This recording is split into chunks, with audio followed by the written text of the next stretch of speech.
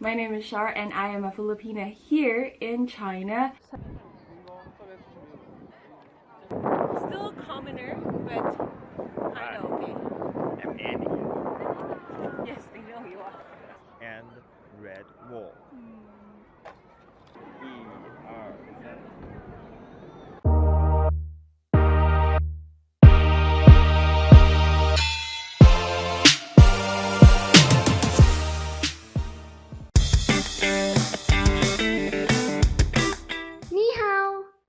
Good morning! We are at the Forbidden City here in Beijing.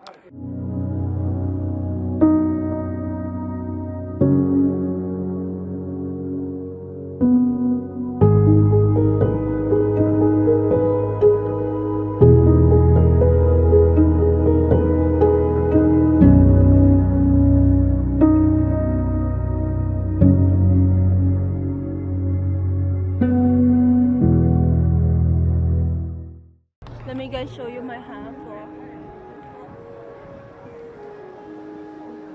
I am wearing not very traditional. I think like it's a different era. So like my kind is a commoner kind or a fluent family. So we're just gonna take a quick picture because this is one of the things that you should do here in the Forbidden City is to take lots of pictures with this red wall. So I'm gonna take a lot of pictures. Okay, let's go. Looks so nice.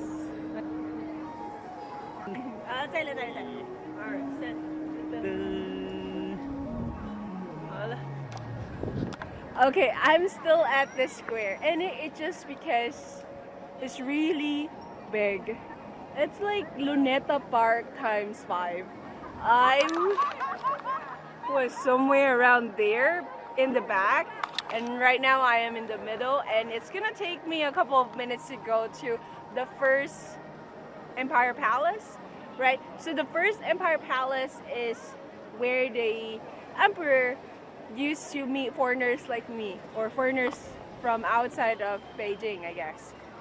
And then the second one, we're gonna go there hopefully as well. It's for the emperor to rest up. The third one, which is the most inner one, is where the best of the best in China can meet the emperor.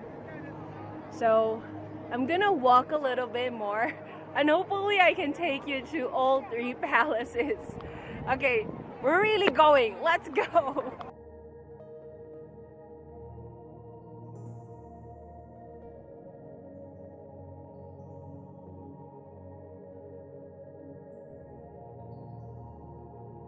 So while we were walking, I realized that there's a lot of these kind of things, pots around here. So I actually don't know, just they're not Googleable. You can't Google these things.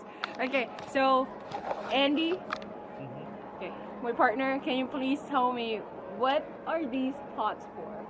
Yeah, so back then these pots will be filled with water. And guess what? They are being used to protect the wood structure from fire. There are actually kind of like thousands of them placed everywhere in this palace. And it become a very important part of the history. So it's just in case of fire, there's gonna be a lot of water here back in the day so that they can put it out. Okay, onward!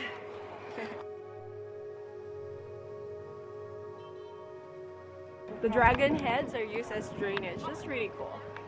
When it rains, the water will go out from there, out from the dragon's mouth, and then into the dragon's head, and then out from the dragon's mouth again. So I think like there are more dragon's heads over there. I'm not quite sure because I can't see. There's no way to go down from here. Am I right? Oh, that's... Because right now we are in the center line of this 3 grand palace, like I said. Actually, these 2 are the rest too, if you can. Okay. Oh yeah, there's the 2 palaces already. This is where they rest, like I said, and they have some kind of a dinner. And that one is the last one. the emperor will meet the most important Chinese people. Chinese people. Yeah, the smartest of the smart, the greatest of the great, can meet the emperor in the safest palace, which is the third, because it's in the inner part of the Forbidden Palace, which we can still enter. So you can just see, this is the first one, a few walks, this is the second one, and then the third one. We're gonna just like take a look very quickly, and then we're gonna go to a palace called the Jewelry Palace. We bought some tickets to get inside there so that we could see everything and do as much as we can while we're in here. We're gonna spend half a day anyways. So okay, so we are now, I think, is it in the middle? Are we in the middle now? Yeah, we are really in the inner part of the Forbidden City. So you can see, you know that scene from The Lion King, which is like, whatever the light touches, Simba is all yours. Something like that. It made me feel like really royalty because it goes on forever. I think like the camera can't really see it, but there are mountains there and there are like some properties that I think like is still part of the Forbidden City, but it's not accessible by people right now. We have been walking for, I don't know. Sure, I'm not quite sure. And I'm really thirsty. So we recommend you to bring snacks, water before you go inside. By the way, I forgot to say that the price for the tickets here is just around 280 pesos. For the whole entire place, it's just 280 pesos. I think it's really worth it. And you really need to set aside like at least half of your day. If you're a fast walker, half of your day. If you're slow to walk, probably your whole day. So probably we're just gonna take the whole morning to afternoon here. Oh, there's a Fandian. There's a restaurant, I think. Okay. Yay! Food! I bought with me snacks from the Philippines. Pillows. Chinese version, but still pillows.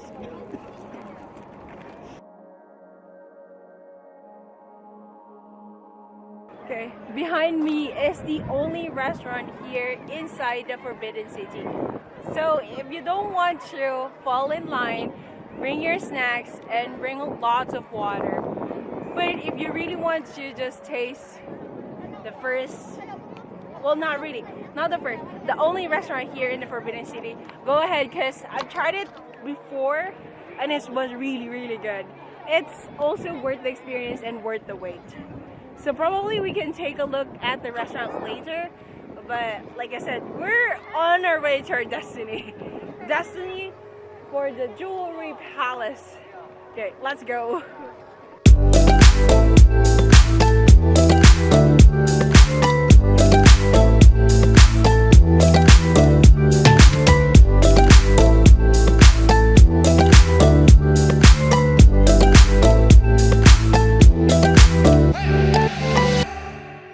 What we are seeing here right now is the Grand Council Estate, where they usually await the Emperor's order, and then upon receiving the Emperor's order, they write it down in a scroll and then pass it down to the military.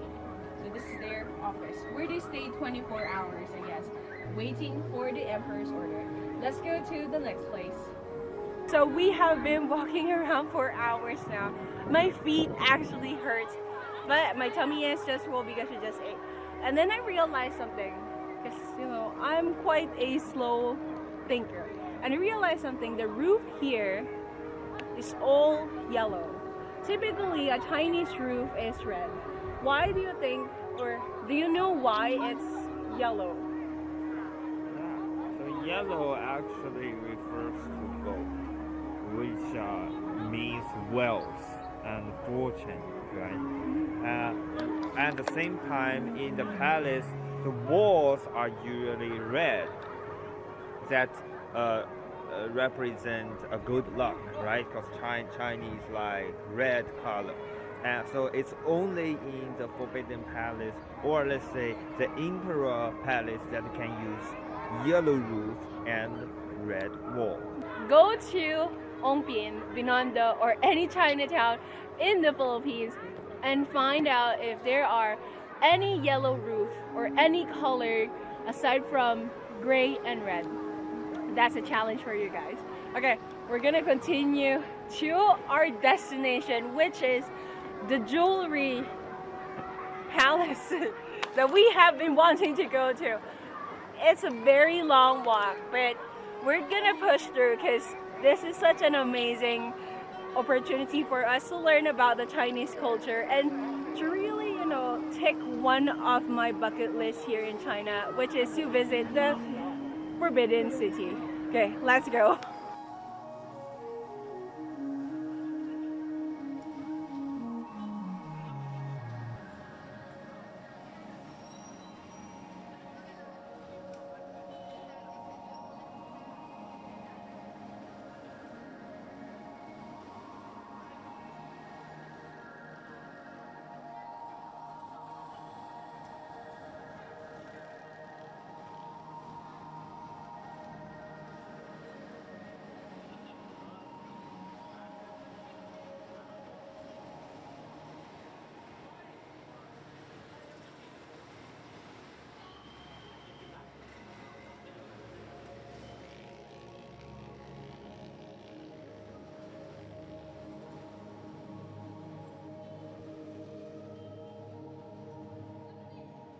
So, what we just saw a while ago were the treasures of the emperors from the Qing dynasty, according to Andy.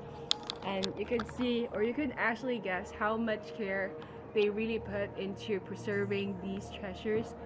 I don't know how much they are because there were no prize, but I'm guessing around 10 billion or even more, because it's really preserved and it's really you can't see cracks or any traces of time. So okay, we're gonna go to the middle one. So we just went to here. This is the side one. We're gonna go to the big one next. Okay, let's go see more treasures of China. I'm tired, but let's go. It is tiring, but it's worth it. Let's go.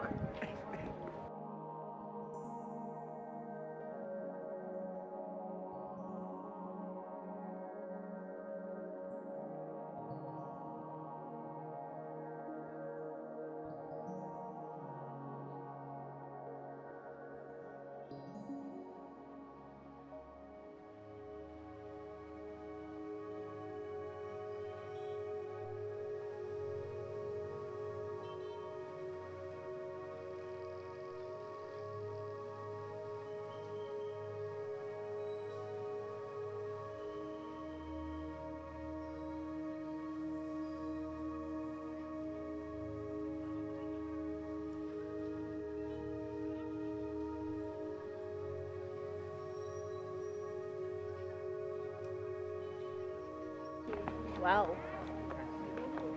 This is where they watch TV, where they watch their opera before.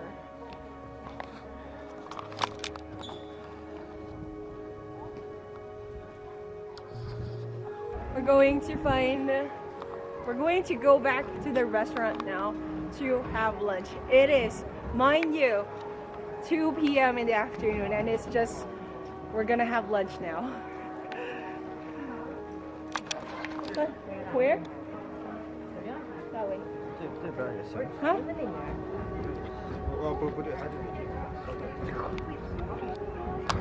We need to go around by a map. They locked it. Ah. This is the Imperial Garden, the Emperor's own private garden.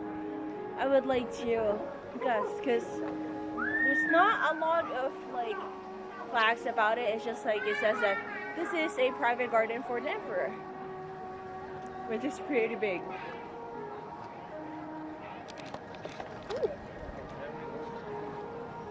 Yeah, they even have like own prayer room. I guess that is a prayer room.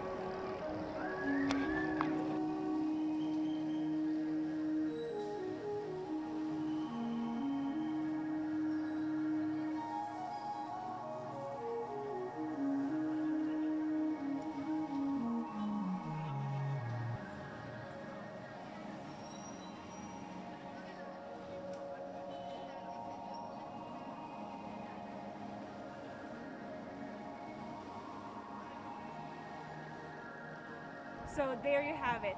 That's the reason why you should visit Google. And also wear Hanfu dress and take lots of pictures while learning about the Chinese culture. See you again next time. Bye!